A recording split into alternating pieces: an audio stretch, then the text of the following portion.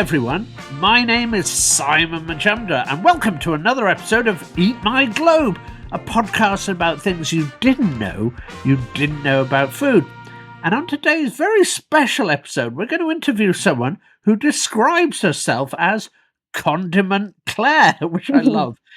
She has created TikTok videos as well as maintains a popular Substack about her favourite condiments, recipes, historical tidbits and more.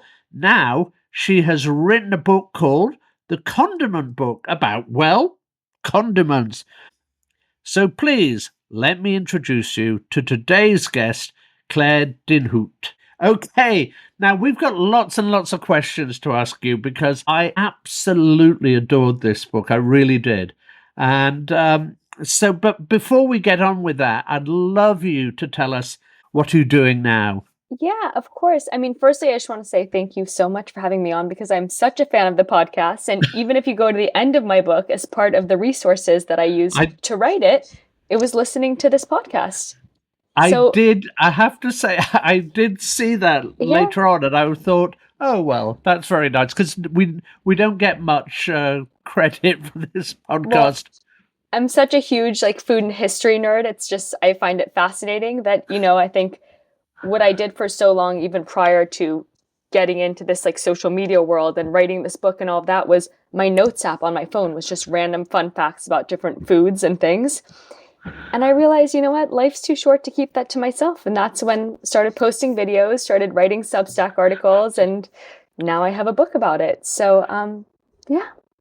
But what else have you got going then, do you think? Have you got another book coming? Because I thought, like I said, this is so special. And then I wanted to see what else you've got going. And then we can ask you some questions about condiments, which I love. Of course. I just wrapped up the UK leg of my book tour. I was just in South Africa on my book tour. I'm off to Australia in a few weeks on a book tour and going to New Zealand as well. Never been to either country. So thrilled. Beautiful. I'm so excited to learn about indigenous cuisine and I'm so excited. And then the US version of the book comes out in May, which is very exciting because that version is slightly different to the UK version because it has full photography, there are additional recipes. So think of it as the extended version. So the next 6 months are still very book focused, but still sending out that weekly newsletter because I like to be able to, research on my own and find some random tidbit of food history I want to share. So, yeah. Oh, fantastic. I know when I started this podcast, we started just because we wanted to do the same. We wanted to share. And in the end, we've got thousands of people listening to it now. I love it. But that wasn't our plan. It was just to do it for us, so it was recorded. And it's exactly the same. So those things. So let's start on your book because, it really was a fantastic book. So, and I didn't think about this, so I went to go and look it up. So could you tell us where the word condiment actually comes from? Because before we go and do anything else, I think we ought to be clear what we're talking about. Yes. So condiment comes from the Latin verb of condire, which means to enhance the flavor of. So it's basically that last minute addition to a dish that you don't need at all, but it just gives it that extra oomph. That's the best way to describe it. So, you have a beautiful slice of bread and you're like, okay, you could eat it like that. Or if you wanted, you could just add a dollop of jam, add a beautiful pat of salted butter. It's that extra little cherry on top that makes it so special.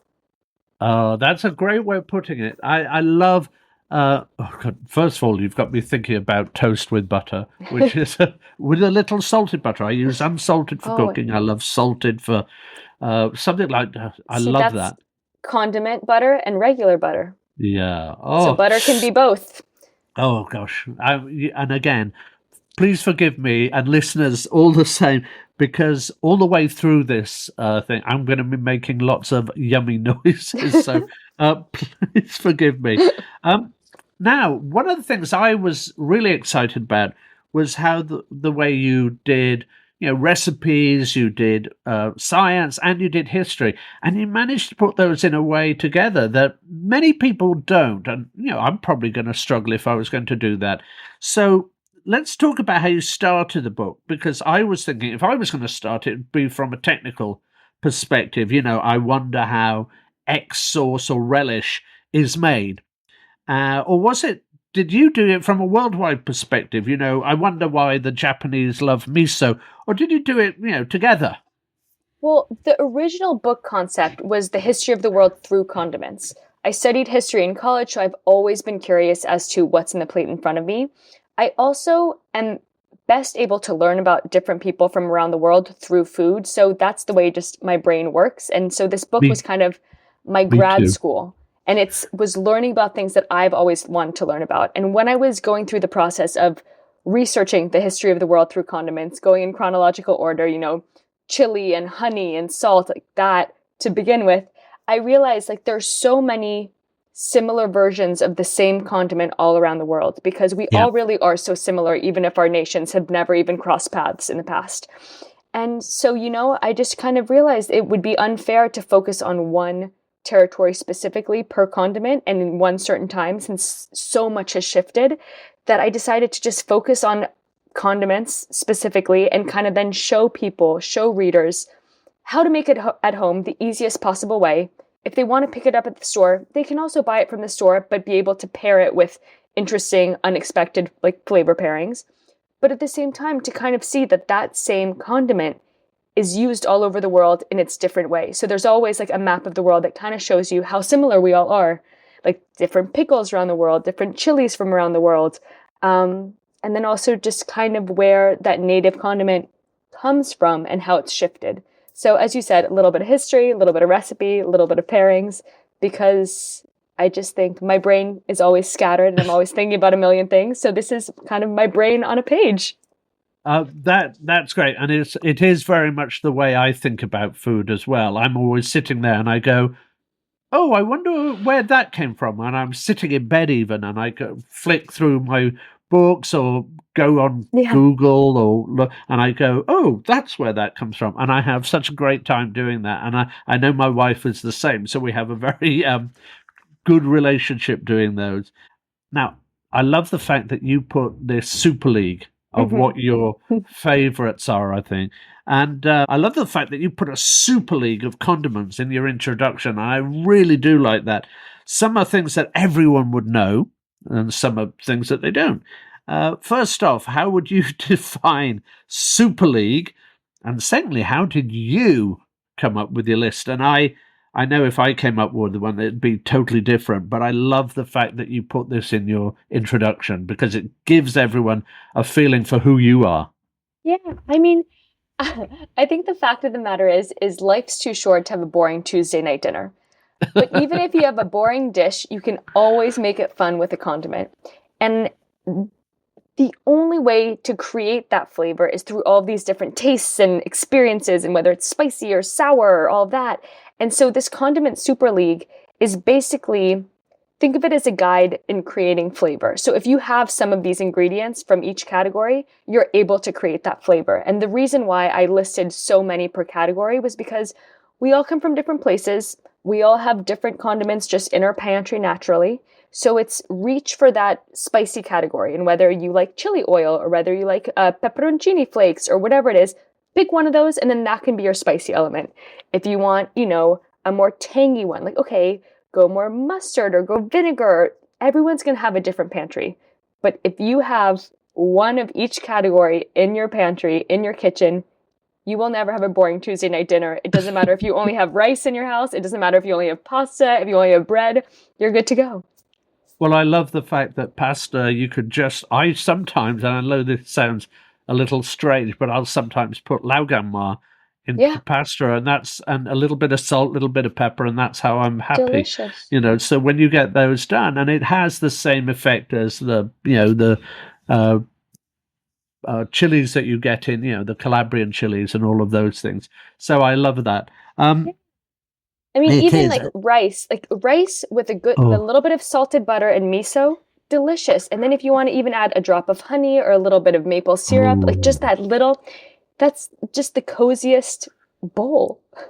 Well, sometimes I have to say I adore rice because, I'm half Indian. My wife is Filipino. But sometimes this is all we put on top of our rice. I don't know if you can see it, but is that the shrimp for a kake? Yeah. I know the label too well. It's so good. And I love this, and I would just put it on the rice. And what we tend to have here is eel, which we can buy from the supermarket. We have an Asian supermarket delivery system, which is fantastic. Nice. I know, it's absolutely amazing. So we'll get lots of every type of Asian food. And we'll just get some rice that I make, and the eel, like an unagi kind of thing, and So we just delicious. sprinkle it, and we're just like, That's what I and miss we most did that about LA. yesterday. Good Japanese food. I miss it so much. And I love it. We did it yesterday. You begin by telling people, and I love this about it, what the different tastes are that you can receive in your mouth, when people try this. And I always think, because you do have taste buds on the way down as well, and people forget that, on the way down to the stomach. Do you want to explain to people what they are? Because you name them, and then sometimes people don't know what all of, and you name 6 of them, and perhaps you could talk about them in little bits. Of course. So taste is salty, sweet, bitter, acid, and umami. And for salty, think salt. Think potato chips. Think that taste of just, it's so Moorish. You just keep wanting to have more. Then there's sweet, which is, a bar of chocolate. If we're thinking bitter, that's coffee, endive, kale. And it actually was, back in the day, very, very back in the day, as humans, tasting bitter was actually a sign to be aware of potential poisonous plants. Yeah. So it's the body's system of being like, oh, maybe don't eat too much of that. But of course, kale, endive, coffee, we're good to go. No need to be worried there. And then there's also sour, which is citrus. So think like the tanginess from a lemon, that flavor, the acidity. And then there's also umami, which is the newest taste, which think of, it translates to the essence of deliciousness in Japanese. That's basically what it means. But think mushroomy, meaty. It's just that miso, all-rounded flavor that just is making my mouth water talking about it. Yeah, I know. Me too. And so, let's think of some of these, because some of them, like tamarind, which I use a lot in my Indian cooking, that's probably the thing I do most. That's sour, but it's also got some of the bitterness to it as well. But also sweet, and the sweet, depending. Yeah. And so how do you kind of describe those as well? I think the beauty of flavor is, and the beauty of taste too, is we just all have different taste buds. So depending on how you also chew something, you can taste it differently. So there are chewers, crunchers, smooshers, and suckers. Those are the 4 categories. I know I'm a cruncher. Like for some reason, I think I'm still teething. I love eating just like carrots during the day. I'm like... Me too. Okay, I'm glad we're on the same page. The most common way of eating is being a chewer. It goes chewer and then cruncher and then either smoosher, sucker, or sucker, smoosher. But based on how you eat that ingredient, so let's say tamarind, if you like smoosh it first, for example, and then you just then swallow it, you just get that initial taste and then you swallow it. If you're a chewer, you're consistently chewing on something, which sometimes more flavors can be released and released and released. Whereas crunchers, you and I usually will probably eat something, crunch it, down the hatch. So we don't get that initial flavor, we get that initial flavor, but we don't see it progress necessarily. So it's very interesting, especially when you look at ingredients, again, like tamarind, that have so many different taste profiles, from like salty to bitter to acid to, kind of umami, if you look at it. Like it's just, I don't know, but it's, it all depends on, your taste preferences and how you even eat it. So we all experience the same ingredient and we can taste it in different ways, which I think is so magical. And I think that's the thing with flavor that's so key as well, is you can never judge someone's flavor preferences, because it also has to do with so much more, which we'll get into, but it's, there's no right or wrong, because none of us are experiencing the exact same thing. So we're even if we're cooking them, we're just trying to play it in the right way, really, to see. And that's interesting, though, I think, from a cooking point of view. I think that's really interesting, because as a cook myself, I'm not a chef, but I'm a good cook, and I always do. I'm always trying to plan, and I do a lot of events which are 100, 200, 300 people. And I know then what I have to do is kind of lower the thing, because if I put some chili in it, people are going to go, ooh, whereas some people will love it. And I think that's something that I have to do. And do you get that when you... Yeah, definitely. And I think that's the beauty of condiments, right? Because then you can put condiments on the table and everyone can kind of make it their own. And so even just by seeing how people are playing around with condiments, you kind of can see like whether they come from a culture that uses lots of oil or maybe spicier food or this or that. So it's again, fascinating. I love it. I know, me too. So tell us again what those ways you could chew, crunch. Tell us about those. So it's chewers, crunchers, smooshers, which basically you smush the food in between your tongue and your palate. And so you don't even use your teeth, you just the listener can't see the face that I'm making right now. No, but I could. I'm sure they could have. I'm sure they could tell. Yeah. And then suckers, where it's basically like drinking. So if you're drinking orange juice, you're a sucker. But like, even when I drink orange juice, I bite down on it, which is very odd. But I can't just swallow. So we all have a different way of eating, which is fascinating. And I think, as I was saying before, this book really was my own grad school, because these were things that I didn't even know beforehand. So I had the best time writing this book because I just got to dive into, so many different things that I'm so lucky that my job lets me do. So, yeah. So, and this is something you talk about a lot during the book, the difference between taste, which is something and flavor. Mm-hmm. And that's something that we sometimes use together, but they're very different things, I think. Yeah. So I'd love you to describe that, because a lot of people who are listening to this probably don't know the difference between, taste and flavor. So taste is salty, sweet, bitter, acid, umami. So all those descriptions we just gave.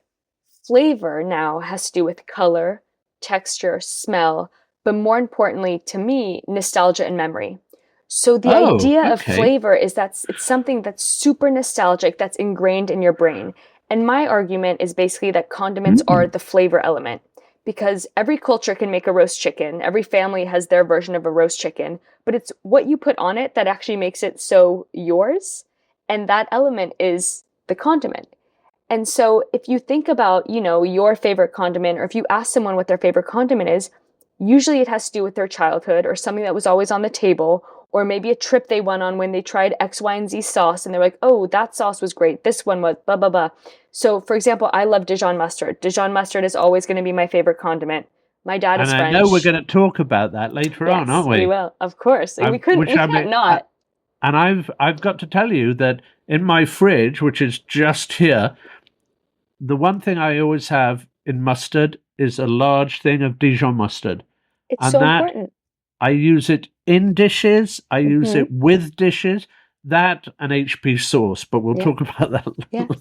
Yeah, but it's the idea, that because my father's French, we always had it on the table. And I always had it, breakfast, lunch, and dinner, snacks. There's always a way for me to consume Dijon mustard. So it's my favorite condiment because, I am so lucky that I get to travel so much for work and just in general to visit friends and family around the world. But if I'm ever having a moment where I'm like, ooh, I haven't been home in a while, like I just feel off. If I have Dijon mustard, I automatically feel comforted and at home because it's flavor. It's not just a random taste. It really is flavor because it is so nostalgic to me. Oh, fantastic. Oh, you've got me thinking about Dijon mustard now, which I do. I absolutely love. Oh, right. But don't give too much away because I know we're going to be talking about these later. Okay. You also talk about classic condiments. Now, for me, I think HB sauce is one of the classic, and that's probably because A, I'm Indian, so a lot of it came from India, and B, I'm British. So HB sauce, which I believe means House of Parliament sauce. Yes. But so that's like at the start for me. But you've named some. So how did you decide which to choose as your classics? I wish I had a great answer for this, but there are certain things that you just need to concede to the publishers that they would like to see. And also, as an American, when you think of, a main trio of condiments, I think in America especially, it's ketchup, mayo, and mustard. And mayo is the most popular condiment around the globe. Fun fact. Oh, really? It's the most sold condiment around the globe. Oh, wow. And surprising. Yeah, it is. I know, though, I have some Japanese mayonnaise, whatever you call it. Kewpie. I've got probably some of it here. Kewpie. Yeah. Which is fantastic. I love that. And in fact, we use that more than anything else. But what else? If we were to name mayonnaises around the world, would they have different names? Would there be different things? Would they be different in style as well? Yes. So there's a chart in my book, or the map of the world. There's a map of the world with all of the mayonnaises from around the world. Because, I love it. I love it when someone says, I don't like mayo. And I'm like, okay, well, what kind of mayo don't you like? And they're like, we don't need to have this conversation. I'm like, no, actually, we're going to go deep in this conversation because I will find a mayo that you like. I love this. Mayos around the world are so different, So if you look at a classic U.S. Hellman's mayo, which I don't discriminate. I love any and all mayo. No, I love. Hellman's is made with full egg and oil. So it's the egg white and the egg yolk and oil. French mayonnaise, which is my personal favorite, again, because it's what I was raised with. It's just the egg yolk, so it's richer. Yep. Oil, but also Dijon mustard and lemon juice. Ooh. So there's that little bit of that tang. Kewpie mayo, which is very close second favorite of mine, which, as you were just saying, you loved. There is also that tang, and it's also egg yolk. So it's egg yolk and vinegar. So not Dijon mustard and lemon, but vinegar. It's rice wine vinegar. So you can kind of see around the world how people make mayo differently. I believe in Belgium, they use quite a bit of sugar inside, which makes it super fluffy, and they also use the full egg as well. So it kind of has a similar Hellmann's-y texture and flavor profile where it's not zingy, but it's just really nice and creamy and sweet. So that's what they eat their chips and fries with. So it's, again, even though the book was supposed to be the history of the world through condiments, very quickly I realized we're all really the same. We all really like a creamy sauce. We all have our own different ways of making it. So may as well touch upon all of them. And let's talk about the mayonnaise, because often I have the Kewpie, which is great. Which is actually it's the best for me. But when I make it myself, that's something different, because I do the thing where I use an immersion blender into the pot, and but I'll always put a lot of Dijon mustard in that, and one egg yolk, so that's very good, and then I'll whiz it up. So how do you make your mayonnaise when you make it yourself? I make it like that as well. I like just egg yolk, a lot of Dijon mustard. I also will use some lemon juice. Sometimes I'll add in a little bit of MSG just because it'll give that extra. I've got a thing full of MSG in the because delicious. I love it. Oh, and we always put it in Filipino food. We always put it in. I put it actually in any stew or anything like that, because it works. It's it's just so delicious. Yes. And if anyone's listening and doesn't know what MSG is, can we explain to them what it is? And we don't have this question here, but that's where I like to go with this. I always like to go all over the place. But I'd love you to describe what MSG is, because people just go, oh, it's unnatural, or it's how they do. And I'd love you to describe it. MSG is a very bad rep, and I think that is partially, it's definitely a racial, just bizarre either preconceived notion, or just I don't know if there was a bad advertisement about it once. I should know more about kind of its history in terms of why it's viewed the way it is. But MSG is monosodium glutamate, and it looks like salt, and it tastes salty but also umami. So it's that first taste we were just saying was the most recent one added to the group. And so it gives you that salty taste, but there's an aftertaste that really is rich and leaves you wanting more. And you can use it in dressings. You can use it in marinades, glazes. You can, just add it on top as a condiment at the end. And it really is, it takes your cooking up a notch. It just makes everything taste amplified. It's like if you have a speaker, like a really good quality speaker, and you just put it on, and the second you add MSG, the Bluetooth is activated, and you just have poof in your kitchen. Just delicious. So I absolutely love it. And I said I've got lots of packs of it up there, and I use it for everything. Okay. And let's talk. I did a series on tomatoes and ketchup and all of these things a little while ago. So let's talk about the history of mustard, because Dijon mustard you mentioned, and the Dijon mustard style, which famously is from the region of Dijon in France, but it was actually made by the ancient Chinese 3,000 years ago. The mustard was so. Tell me about that and how, the close, sort of like the Dijon mustard from France is to whatever they were making in China, because I think that's really interesting. yeah, it is really interesting. I think the best and worst part about history is that you learn more every day. So while there is evidence of, a Dijon style of mustard in China from 3,000 years ago, it actually got to France by way of ancient Rome. And so around the same time, around like the 100 ADs, you do have contact between, the ancient Roman Empire and China by way of like Marcus Aurelius. But at the same time, you do see in Apicius's first cookbook that they do use mustard seeds for certain things. So mustard was already around. It's native to the Mediterranean, so it's a plant that also grows very easily. So while I can't give you an exact answer as to how that method, went from China to France, it definitely was by way of ancient Rome. And in ancient Rome, you see mustard seeds used in medicine. You see it used in different recipes. And the word mustard actually comes from the Latin word mustum ardens, which means burning must, because its seeds were ground up and then mixed with unfermented grape juice, which is very similar to Dijon mustard. So Yeah. it's all connected. And again, we're all the same despite where we live on this planet when it comes to flavor and condiments. Yeah, that's fantastic. I love that. And I always talk about, we went earlier this year, last year, we went to the Stans, Uzbekistan, all of those areas, which was absolutely fascinating.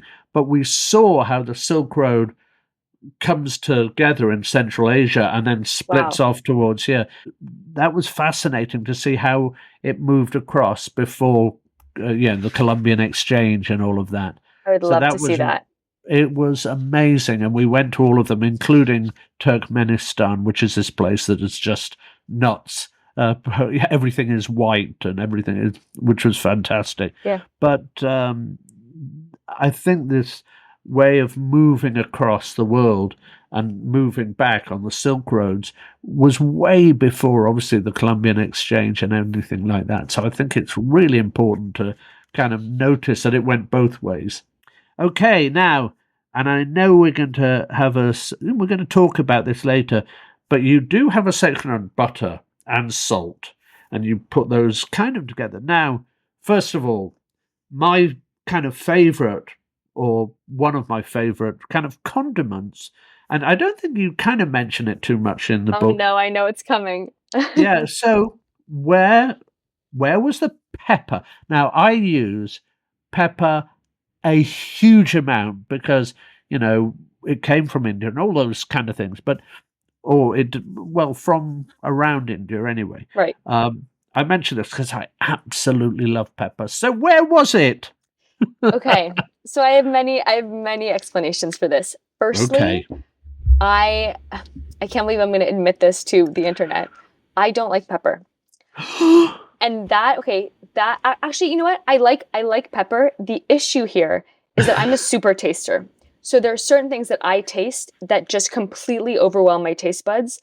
And if I have pepper, for example, on eggs at 8 a.m., at 8 p.m. for dinner, if I'm eating, I don't know, sushi, I will only taste pepper. So for the entire day, even if it's just one peppercorn that I have randomly because it's in a restaurant dish or something like that and I don't realize, for the next 12 hours, that's all I can taste. Wow. So it's not that I don't like that flavor. It's more so that then I can't taste anything else, which drives me crazy because I love being able to taste different things. And so to just taste pepper for 12 hours is a little upsetting. Okay, well, that's fine. I understand that. Yeah, But why else? but it's also pepper.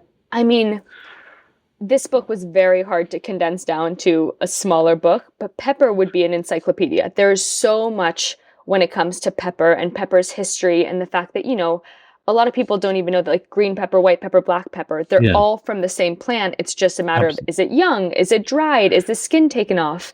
And it's just a really, really fascinating spice, frankly. And I've learned all about its history. I adore it. I think it's very interesting. It's just selfishly, I was like, there's too much information here. I'm not going to add it. Now, will it be in part of another book that I write one day? Probably, because I know that I should have added it. But one thing that I learned, I think in the past few years, that I just found fascinating that I had no idea about until recently was the fact that pink peppercorns aren't actually peppercorns. They're part of the Yeah. cashew and the same family as like cashews and pistachios. So it's if you ever have a friend who's allergic to nuts, never give them a pink peppercorn because it's not a peppercorn, it's a nut. So now that we have the pink peppercorn, if nobody else listens to anything else, don't serve it to anyone who has nut allergy. There you go. And what I love about pepper when I talk about it, which, like I said, we went to Zanzibar where they brought over the peppercorns after I think that was after Columbian exchange, but yes, it was. But anyway, they put it in Zanzibar, and so we went to see the peppercorns being fermented and all of that stuff. And it was really fascinating to go and see it being done because they take the green peppercorns and they make them a black peppercorn, then they make them a white peppercorn, I think is the right way. Yeah. And it's fantastic to see it being made. It really is. And then I got a little thing of it to take away, and for me, that is one of the greatest, because what I want to know is how do they get to that point as a producer? Who is sitting there at the very first and goes, how's that peppercorn or how's anything? To me, that's one of the stories, not just peppercorn, anything around the world. How do we try and get that condiment from that? Yeah, and I think that's fascinating, and the fact that seasons play so much into it, that terroir, like where something is grown, plays into it, what the soil is like. I just find that really fascinating, and the fact that every single peppercorn can taste different than its sister peppercorn, Yeah. and that so many of them, some are milder, some are fruitier. I recently had I don't know what the English word is, but it's bétimur. It's from Nepal, and that was very, very fruity. There's another one that a friend gifted me that looks like a peppercorn, but it has a little tail on it. It's called Vodisberry, something I like don't that, know from that one. Madagascar. If Okay. you like fruity peppers, delicious. But I think in response to your question, it's really beautiful to see craftsmanship in different spices. And that's why they were so prized at the beginning as well, because not only were they flavorful, but they were unlike anything that people had ever tasted. And every time they tasted it, there might have been that slight difference. For example, cinnamon from Sri Lanka versus it's fascinating. And to see that now pepper is on every single table except for mine, but that before it was a luxury ingredient, really goes to show you that it couldn't have been in my book. It would have been the entire book. It just would have taken up too much space. No, I understand. And, I actually tell a story when I'm doing my demos of salt being something that they gave to the legionnaires, as salary, and hence the term, and pepper being something that the emperors kept. And people are going, but we have it now on a little thing on the counter. And I go, they were the most expensive in those days. So I get very excited about this. So as you can, Same. yeah. Oh, now this is why I'm so pleased to have you on, because it's such a fascinating subject. And the other thing that I also love about that, you talk about you making butter, and I've seen the things of you making butter, and I love doing that. And I was saying, whenever I do it at dinner parties, or I get the grandkids come up, because if they mix it in a what do you call it, a whisker, or the KitchenAid or whatever, it actually, they just get covered in the water and they love doing that. So tell me why you like butter. And I know we're going to talk about this later on, but. Yeah, I love butter. Butter is my preferred fat because there are different fats that people use around the world depending on where they're from, where their territory, like where the climate of their region. So in France, you use a lot of butter. For example, in Italy, in Greece, it's a lot more olive oil, ghee in India. Butter household. I love butter because you can really tailor it to your preferences. I like a very salty butter. So depending on what salt you add as well, you make it your own. Whether you're adding any flavorings whatsoever, so vanilla, cinnamon, herbe de Provence, whatever you add to it, even if you don't add anything, but you're just adding a salt that you like, you're still making it your own. So I like a really big, chunky gros sel, so like a gray salt from Ray Island, preferably. And so if you get a great cream, it can be any cream. Honestly, it can be supermarket double cream. Or if you go, I like going to my farmer's market. I have a dairy guy. I like his cream a lot. So to be able to churn your own butter, to see that process take place, and then to be able to flavor it with things that are specifically yours, that you know you really love, is so satisfying. And again, for a dinner party, it's such a fun side dish, condiment, whatever you want to call it, because around Thanksgiving, for example, around Halloween, I had made a pumpkin sourdough loaf that I colored with turmeric and ginger. So it was like a ginger orangey loaf, but I did it in the shape of a pumpkin by putting little strings around it.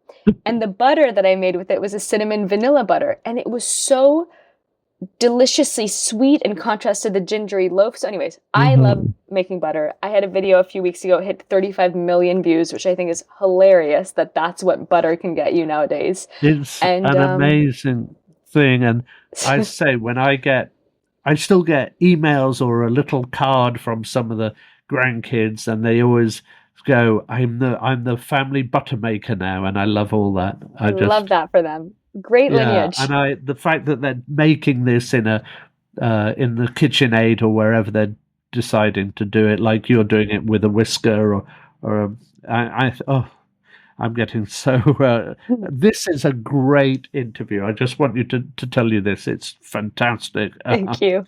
Now, when you're talking about this in your book, you talk about a fascinating historical tidbit about the first ever student revolt in the US. Yeah. And it involves butter. I've never heard of this. So this is a new one for me, and I think that was great. So tell us a bit about that.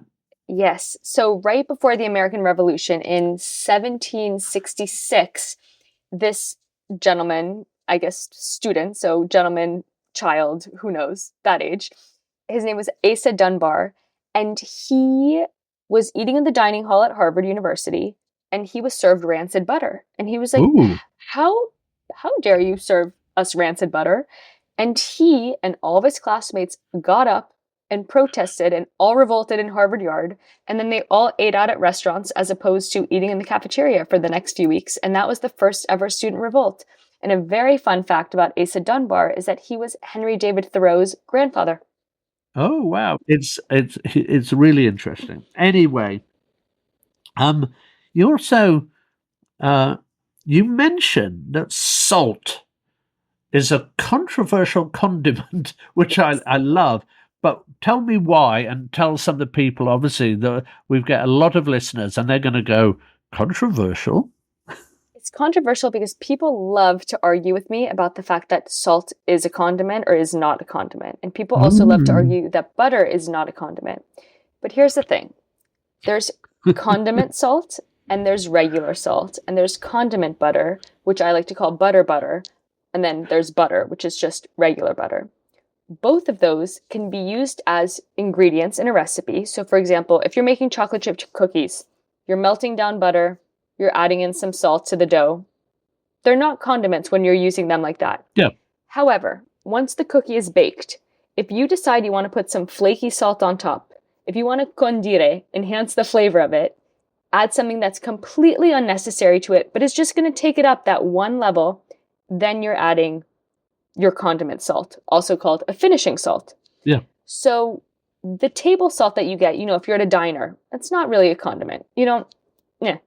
But if you're at home and you have a beautiful pink salt, or if you have, a beautiful flaky salt, a fleur de sel, a Persian blue salt, a black Hawaiian lava salt, that is a condiment. So that's why it's controversial, mainly because people don't like to believe me when I say that salt is a condiment. And I really like to have this conversation with them. I love this because one of my favorite salts is actually from France. And forgive me if I don't pronounce the name, but it's called Guérin. Guérande, yeah. And we used to stay close to there in La Baule. Mm-hmm. And I always loved that marsh salt, and it's wonderful. Mm-hmm. But I don't think of that putting in any dish as a mixture of that. I always think of that slightly, because I always just put a tiny bit of it. Yeah. And it gives so much flavor. Well, that's got to be a condiment. Yes, exactly. Oh, exactly. Okay. Fantastic. So let's talk about jam, because I love jams. I love a good jam. Adore jams. Now, you talk about the history of jam being tied to the history of sugar, which history I've also discussed on a prior episode of Eat My Globe. So how do you think fruit and sugar actually came together to form jam? Where does it occur from? Well, jam is actually a colonial product, if you think about it, because in the Roman Empire, there are recipes for, I guess we can call them jam adjacent condiments. So with quince and honey, so a fruit and honey, that all mashed up. But again, that wasn't the sugar. And it wasn't until the Crusades that really sugar became readily available in the West, because sugar is native to Southeast Asia. Yeah. And so once it came over to, let's say, more Western territories, that's when the sugar started getting added to fruit. But because it was so special at the time and sugar wasn't readily available, people would create these spoon sweets, which are basically like it's exactly what it sounds. It's a spoonful of fruit and sugar, kind of like a confit fruit, a candied fruit. Yeah. But because it was so, again, special, it was served in at the dining table when Louis XIV was entertaining. It wasn't something that was readily available. And so it wasn't until sugar became more popular that people could really start making jams with X amount of sugar. So that's it's sugar and fruits journey together. I know. So my next question then, and I've never thought about this, but would you ever use jams and jellies? Well, no, would you ever use jams on a savory dish? Where would you use them? Always. And yes, and this is great. But so tell us, I would love jam with a pork pie, actually. I love pork pies. The delicious. Nottinghamshire pork pie that's cold and with like a spiced plum jam would be so delicious. That's exactly what I have. Or even I know this sounds strange, but I'll even have a strawberry jam that I put a little salt on. And there you go. Love that. Great. Two condiments coming together. Love that. Strawberry jam I love with like eggs in the morning. Like even if you don't even have toast, just eggs and a little strawberry jam on the side that's sweet and salty. So delicious. Oh, gosh, you've got me again. So how would you have them? Yes. So if I ever have a week at home where I'm just developing a bunch of recipes, I have so many jam jars in my fridge, I'll have friends over, and the easiest go-to jam get rid of dinner party is to make a giant roast chicken, bunch of roast vegetables, and just to have a bunch of jams on the table. Because if you think about Thanksgiving turkey, that you pair with cranberry sauce, delicious. If you think about pork and applesauce, pork chops and applesauce, delicious. So the easiest intro, let's say, to pairing jams with a savory dish, I would say is a roast chicken. Just like a really good, juicy, simple, lemony, maybe herby roast chicken. However, there are no rules in the condiment world. That's always what I like to say. And I recently made a ginger limeade jam as a fundraiser for the LA fires, because ginger limeade was something that I always had growing up in LA.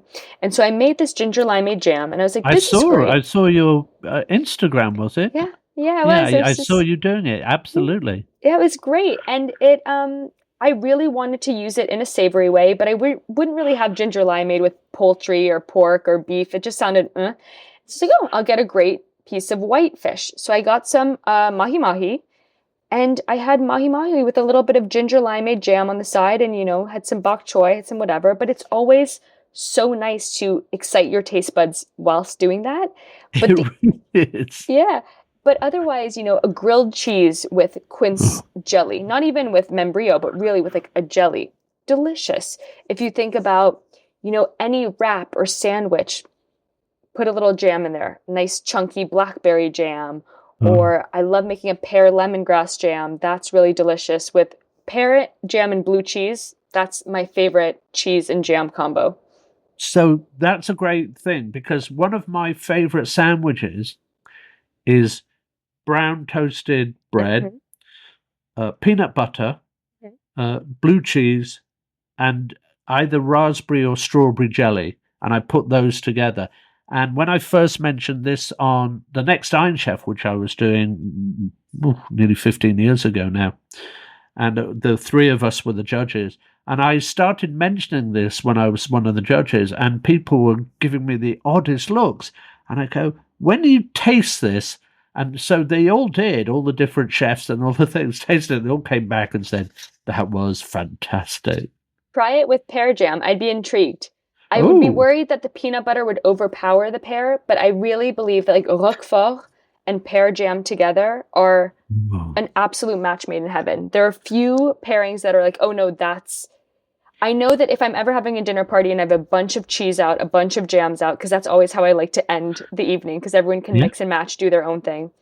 I will rarely ever add anything else to my blue cheese other than pear jam, because it is that good together that if I ever have another pairing, I regret not having the pear on there. So try pear jam and blue cheese and report back. I actually usually use either Stilton or even a blue Cambozola. Yum. Which is, and the Stilton, which has that salty, that taste, is fantastic with raspberry and peanut butter, but it's got to be crunchy peanut butter. Always crunchy peanut butter. Yeah, good. But I will say one last thing about the jams, which is so great, is that jams can also be used in cocktails, in glazes, in marinades, in salad dressings. So if you ever finish a jar of jam and you have that empty jar with like the side bits still on the jam, toss in some oil, some vinegar, make a salad dressing. Toss in some vodka, some soda water, make a cocktail. Figure out what you're glazing your next. Never rinse a jar. That's my motto. Never, ever rinse a jar. Great idea. That is fantastic. And before we disappear from the jams and jelly, can you tell us, and the people at home, what's the difference between a jam and a jelly? Because sometimes they don't get it. So a jam is made with chunks of fruit. So usually you'll have texture in a jam. And a jelly is the exact same thing, but made with fruit juice. So it's completely wobbly. Sometimes it can be see-through. It's just the liquid that has solidified with pectin. And a jam is chunky, made with the chunks of fruit.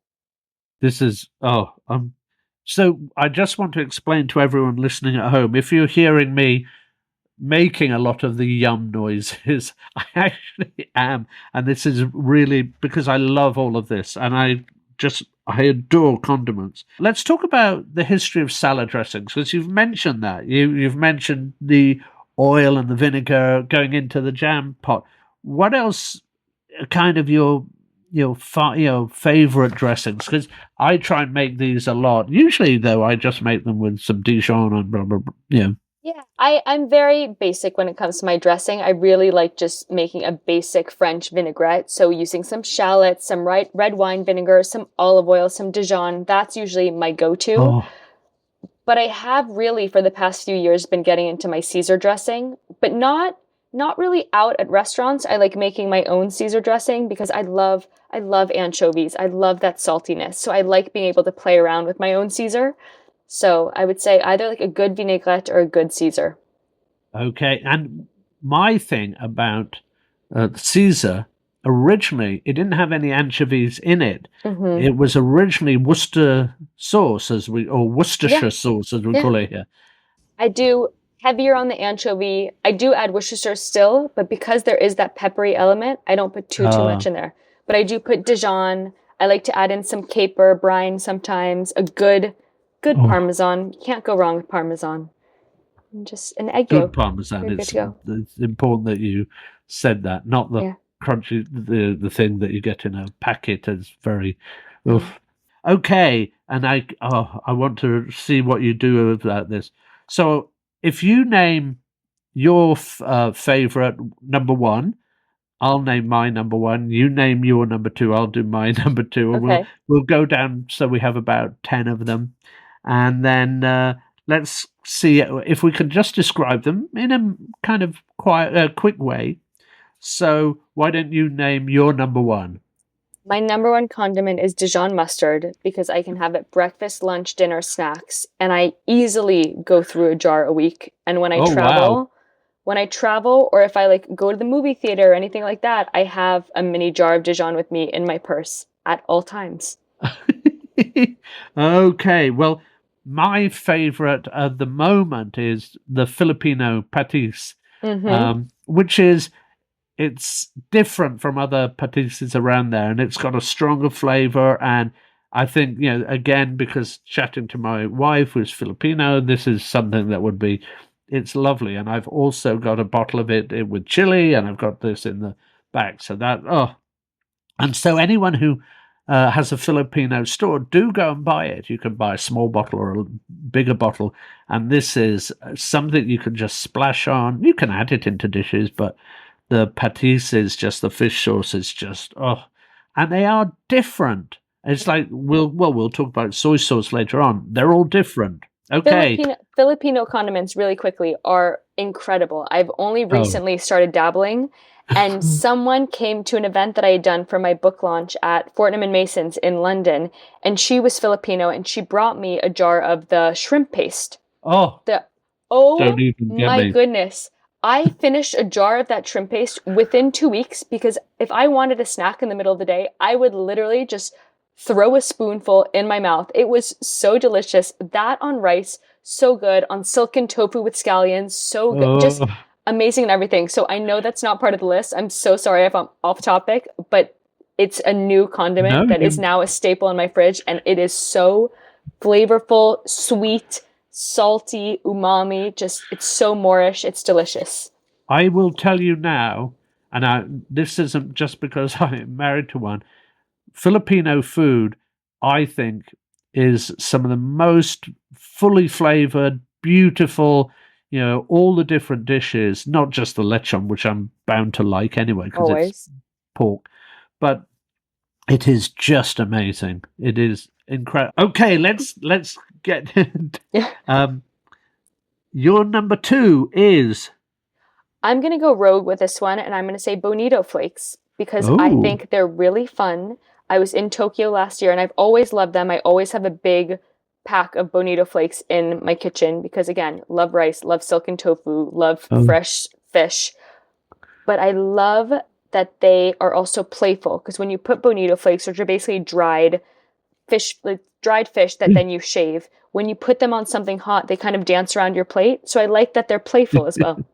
Yes, they do.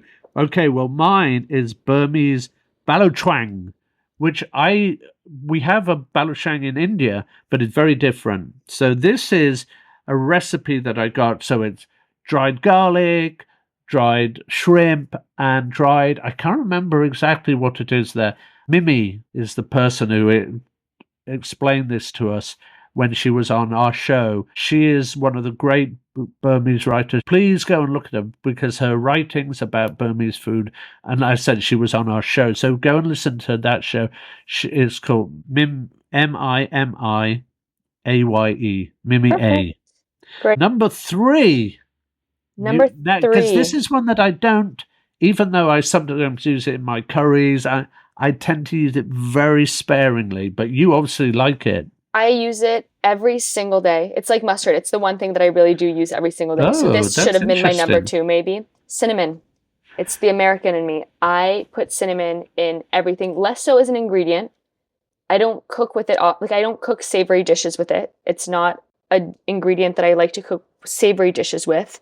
But anytime I chop up fruit, I'll put cinnamon on it. I like to put cinnamon on top of my matcha. If I'm making like a smoothie, I like to put cinnamon in it. If I'm baking, I like to put cinnamon in it. If I'm making a yogurt cake, I like to put cinnamon in it. If I'm making a yogurt bowl, chia seed pudding, toast with ricotta, anything, cinnamon. Love it. Oh gosh. And Yeah. as I say, that's not something that I'll put a tiny bit in curries, tiny, but that's all I can. Oh, so we're gonna go separate ways on that one. That's But okay. mine, Croatian. So Avar. Do Hmm. you know Croatian Avar? So you tell us about it. But I just love. It's again, I'm very lucky that I have a following from around the world because when I do certain events, people like to bring me condiments from their culture. And someone brought me Croatian Ivar, basically this red, think of like a red pepper dip almost, but that has certain like charred notes and also certain spices. It's so delicious. I really like having it with cold feta. I don't know if it's the Mediterranean of Oh, it all, but cold yeah. feta and avar, so delicious. How do you like to eat it? Well, I love to have it with what do you call it, borek. So when that's hot Mm-hmm. and then you dip it in there, I'm telling you, I Yum. still love that. And also when it crosses over into other countries, Bosnia, all those areas, they all have slightly different types of that. And that's what I love as well, because they have something from an area, but they take it in slightly their own different ways. Yeah, it's my mom's family is Greek, and so I'm very used to always having Greek dips on the table or in my fridge growing up. And in Greece, there's a dip called melinsano salata, which is kind of an ivar, but instead of bell pepper, it's aubergine. So it's that same kind of Ooh. charred, grilled, then mashed dip. And so it's eggplant with onion, and sometimes, depending on your region in Greece, you can also add bell pepper to it. So again, it's that same slight variation to a dip, which is just, it's so fun. Um, okay. Your turn, and we're going to get back to something you mentioned earlier. So uh, Okay. this is great because you obviously love it. Salted butter. It's just a staple. It's a staple. It has to go on there. It's boring, but it can do no wrong. I'm going to have Bengali kashundi, which is with mustard. We used to get it in a jar. Okay, you're going to name something that you call it. Well, I won't tell you, but it's goes off in different areas, doesn't it? Each country has a very different of this sauce. And Yeah. so you perhaps name that, and then I'll name my favorite. Yeah, I love a soy sauce. I love a soy sauce. I think that it brings that umami flavor to Yeah. every dish. And regardless of what cuisine you're cooking, whether you're cooking a very traditional French dish or a Greek dish or a Japanese dish, obviously you can use soy sauce and it amplifies it all. It's like that MSG we were talking before. It gives everything a rich kind of sweet, really salty flavor. I love putting soy sauce on my vanilla ice cream. That's my go-to condiment for ice cream. I love putting soy sauce on my eggs. I love putting soy sauce with some maple syrup before putting it on pancakes or waffles or anything like that. So I just think it's altogether a really special condiment. Do you think that some of the soy sauces from different countries, again, I'll mention the Filipino has a soy sauce, but it's very different Very to different. Japanese or very different to, Very different. China or very different to Vietnam even has, the soy sauces. Yeah. And so I think what do you think makes them so different? Well, there's light soy and there's dark soy, which both have different textures, different Yeah. levels of richness and pungency. Now you have the low sodium soy sauces. When I was in Japan last year, I actually picked up two soy sauces that are completely clear. So they look Yeah. like water, but they're soy sauce. And I think the method in which they're produced, where they're left to ferment, how long they're left to ferment, it all can change the flavor of the soy sauce so drastically. And I'm partial to Japanese soy only because that's the one that I used growing up and that's the one that I always had readily available. But I know a lot of my friends here in London use Chinese soy sauce. Yeah. And it's so interesting when you go to their house and you dip something in soy sauce and you're like, "Oh, this really tastes so different than the soy sauce I use every day in my kitchen." So it's fascinating to see the differences. And my final one is XO sauce. So for people who don't know that, they use this in Hong Kong. That's where it was created. And they called it XO because it was named after a brandy, which people used to drink during the meal. So the chef called it XO. And this is, again, I think it just has that unique taste with dried shrimp and all these flavors in it. Okay, now let's go into some fun questions, and then we'll let you... This has been so fun already, but okay. But okay, if Claire was a meal, what would it be? I really think I'm going to have to say steak tartare. Ooh. And at first I thought I was saying that because it's my favorite dish. But when I think about what steak tartare is, the fact that it's just a mishmash of all these really tangy, salty condiments, it's just me. To have some capers in there, a ton of Dijon mustard, some Worcestershire sauce. It's just a flavor bomb, and I love it. So, yeah. Oh, that's a fantastic answer. If Claire had to go back in time to any meal, where would that be? I'm going to say an ancient Roman table, because I had a book growing up, a coffee table book in my home that was around the ancient Roman table. And so from a very young age, I learned about ancient Rome, and I just loved ancient Roman history and the TV show Rome. And I just have always been fascinated with ancient Rome. And I also love quince. And in ancient Rome, they ate a lot of quince. And so the idea that I would be able to travel back to ancient Rome and eat quince was always a dream of mine. Now, I love the fact that they had banquets for like 24, 48 hours. Now, we don't need to go into like the vomitorium rooms to deal with that, but I think it would be really fascinating to see. However, I would like to be upper class, because I would love to also eat the figs and the grapes. And that was not for just anyone. That was only the rich could have the nice fruit. So I would like to be a rich person around an ancient Roman table. That's my answer. That's a great one. If Claire had to go back in time to see the invention of anything, what would it be? So something I've been fascinated by ever since I was little is glass. Like glass in like a window. I think the first person to create glass is a genius. Imagine that.